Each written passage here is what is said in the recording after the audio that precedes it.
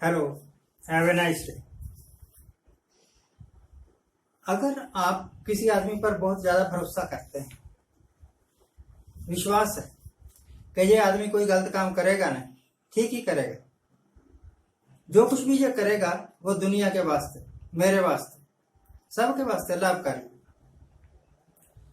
और हो जाए उसके उल्ट, यानी आपके विश्वास की हत्या हो जाए,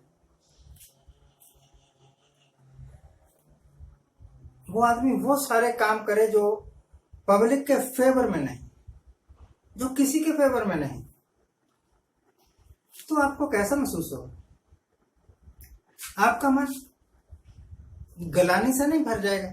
ये सोच के आप अपने आप को अपराधी नहीं महसूस करेंगे कि उसका दोष नहीं है, गलती तो अपने ही है, मैंने ही विश्वास कर लिया एक अनजान आदमी पर, मैं ही उसकी गप्पों में आ गया, तो आत्मग्लानि होगी। आत्मग्लानि यानी अपराध बोध कि मैं ही गलत था, काश के मैं इसके ऊपर यकीन ना करता, काश के मैं इसकी बातों में ना आता, तो आज मुझे ये दिन देखना नहीं पड़ता। मैं बात कर रहा हूं प्रधानमंत्री नरेंद्र मोदी की। जिस वक्त ये भाई साहब पावर में नहीं थे, उस वक्त महंगाई पर बोला करते थे, उस वक्त इनको पब्लिक का बहुत ख्याल था, उस वक्त ये पेट्रोल की बढ़ती कीमतों पर बोला करते थे, गैस की बढ़ती कीमतों पर बोला करते थे, खाने वाले तेलों की, हर चीज की महंगाई पर उन्होंने बोलना। अगर डीवैल्यूएशन कर दी रुपए की, चाहे 5 पैसे ही की हो, तब भी पूरे बीजेपी वाले शोर शराबा शुरू कर देते थे। एक्चुअली इनका एक ऑर्गेनाइज्ड गैंग है, गैंग पार्टी है वैसे, पर चलो गैंग काम एक गैंग की तरह करते हैं। जब इन्होंने विरोध करना, सारे लोग सड़कों पर, हर एक शहर के लोग सड़कों पर। बीजेपी की यह खासियत है, अकेले कभी कोई काम नहीं करते, हजारों की तादाद में, लाखों की तादाद में लोग प्रदर्शन करने लग जाएंगे। और उसका असर यह हुआ कि पब्लिक ने सोचा कि ये बीजेपी वाले पब्लिक के हित में बात करते हैं और कांग्रेस वाले पब्लिक की जेब काट रहे हैं।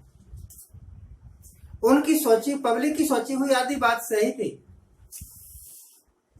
कांग्रेस वाले सचमुच जेब काट रहे हैं। पर आज मुझे लगता है, जब मैं पीछे मुड़ के देखता हूं, कि हम चीख चहाड़ा डाला करते थे कि 1 रुपया प्रति लीटर पेट्रोल महंगा हो गया, और शोर शराबा शुरू कर देते, महंगाई हो गई, शोर शराबा शुरू कर देते। अब जीवन में आप जो कुछ भी प्रयोग करते हैं, वो सब कुछ दुगनी कीमतों पर हो गया है, महंगा हो गया है। अब बीजेपी वाले क्यों नहीं बोलते? अब उनको पब्लिक का फिक्र क्यों नहीं है? क्योंकि अगर वो बोलेंगे तो नरेंद्र मोदी की गद्दी खतरे में पड़ जाएगी ना। और सुल्तान आजम हिंद किसान आंदोलन कर रहे हैं, डोंट वरी, डॉक्टर्स, नर्सेज, कोई भी आंदोलन कर रहा है, कोई चिंता की बात नहीं, बस आराम से राज करते रहो, इनको भौंकने दो। हालत ये हो गई है, अब लोगों का सत्याग्रह के, मैं तो पहले भी कई बार कहता था कि गांधी का सत्याग्रह एक झूठ था, एक पाखंड था। अगर सत्याग्रह से ही आजादी आनी होती तो कब की आ गई होती, क्योंकि वो तो 1916 से सत्याग्रह कर रहा था। सत्याग्रह से कोई नहीं डरता, सत्याग्रह से अंग्रेज भी नहीं डरे। यह तो उन हजारों सैकड़ों लोगों की कुर्बानियों का नतीजा है, जो देश की खातर गोलियां खा के मर गए, फांसियों पर चढ़ा दिए गए। तो भैया, बीजेपी वालों ने देश के वास्ते कोई कुर्बानी नहीं की, और आज के जो कांग्रेसी हैं, उन्होंने भी देश के वास्ते कोई कुर्बानी नहीं की। हमें चाहिए कि ऐसा आदमी जो सचमुच में ईमानदार हो, जो राजगद्दी मिलने के बाद पब्लिक को भूल ना जाए। अरे कम से कम जितने वायदे किए हुए हैं वो तो पूरे करो। नरेंद्र मोदी ने सत्ता पर आने से पहले 2019 में कहा था कि हर साल 2 करोड़ नौकरियां दूंगा, जो लगी हुई थी वो भी छुड़वा दी भाई साहब ने। और अब बहाना कोविड का है। देखिए, अगर ये कोविड की बीमारी ना भी आती तब की इनकी इकोनॉमिक पॉलिसी इतनी वीक थी, इतनी कमजोर थी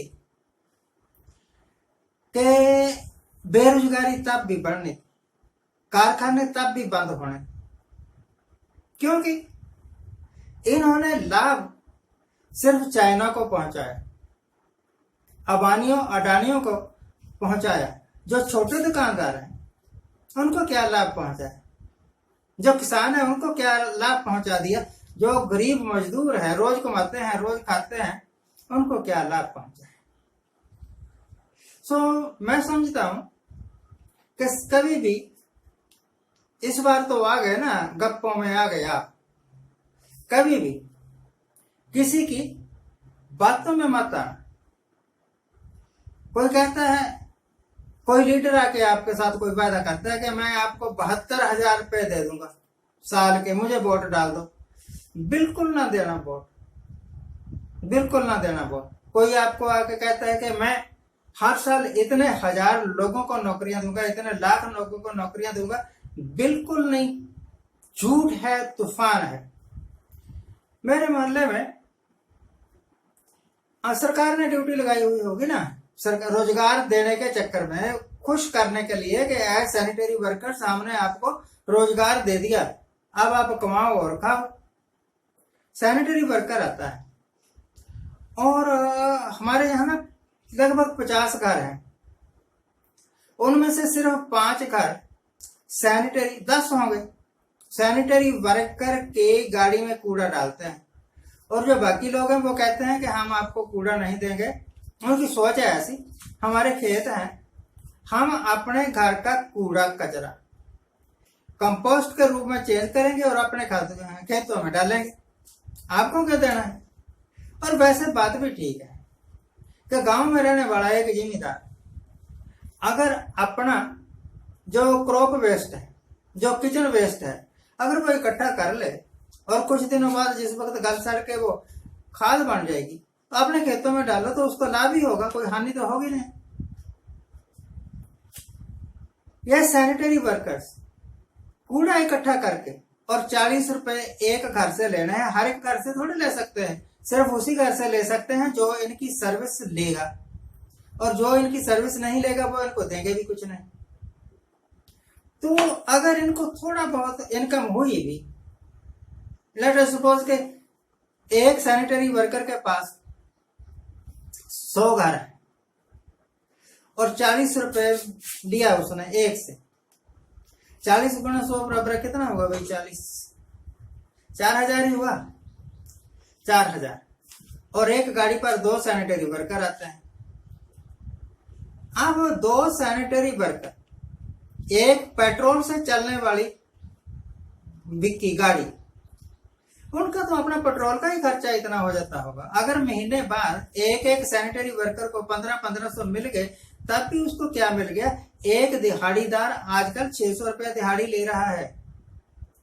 तो ऐसी झूठ तबान बातों पर यकीन मत किया करिए, अपने दिमाग से सोचा करिए कि किसी के हाथ में अलादीन का चिराग नहीं है कि वो एकदम से सब कुछ कर देगा।